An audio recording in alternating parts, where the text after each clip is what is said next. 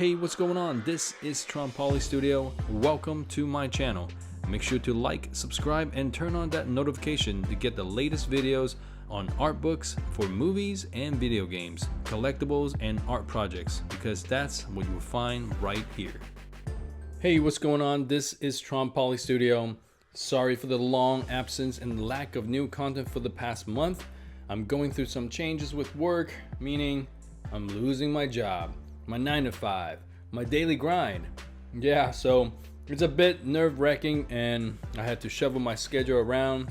The silver lining here is I did manage to get back into sketching, drawing, and so what's in front of you are my characters based on the Neil Gaiman's book, Norse Mythology, which of course they are stories of gods such as Odin, Loki, Thor, and many other players as he calls them in the book. As you can see, Thor on the left doesn't look like Thor in the Marvel Comics or MCU. That's because in the Norse mythology, Thor actually has red hair, which is what I base my character design on. I'm about halfway done with this set and still have at least 3 more characters to go. The plan I have for these characters is an animation based on one of the stories I found hilarious in Neil Gaiman's book. And because of the art book I'm reviewing here today, I thought it would be a perfect time to share this work with you. Before we dive into the art book itself, I thought it would be nice to show you the various comic book covers for the series. This mini-series had 6 issues. There were many cover variants. I was only able to pick up what was available and did splurge on a few that I really liked.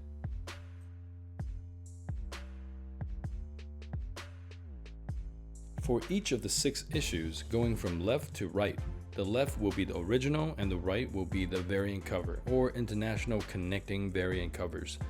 If you search for the War of the Realms variant or international connecting covers, you will see them all. Variant cover for issue number 1 alone had 34 variations. No joke. All of the covers I'm showing you here today are original covers by Arthur Adams and Matthew Wilson. Now, the only issues I do not have an original cover to are issues number 2 and 3. Those are international connecting and variant covers. Take a look in the video description below. I've included a link for the complete cover checklist for issue number 1. Browse through it and let me know which one is your favorite.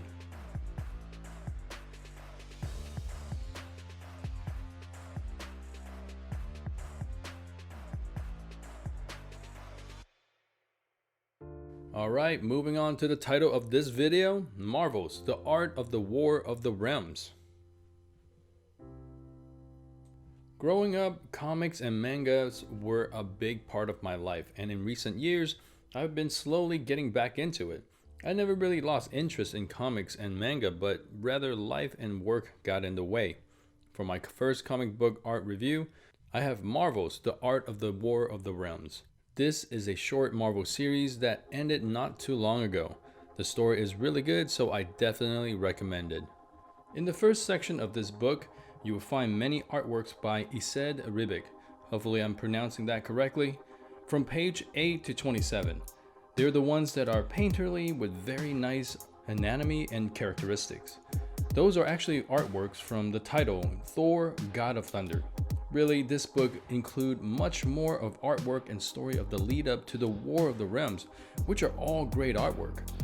Artwork for the war doesn't even start until on page 187.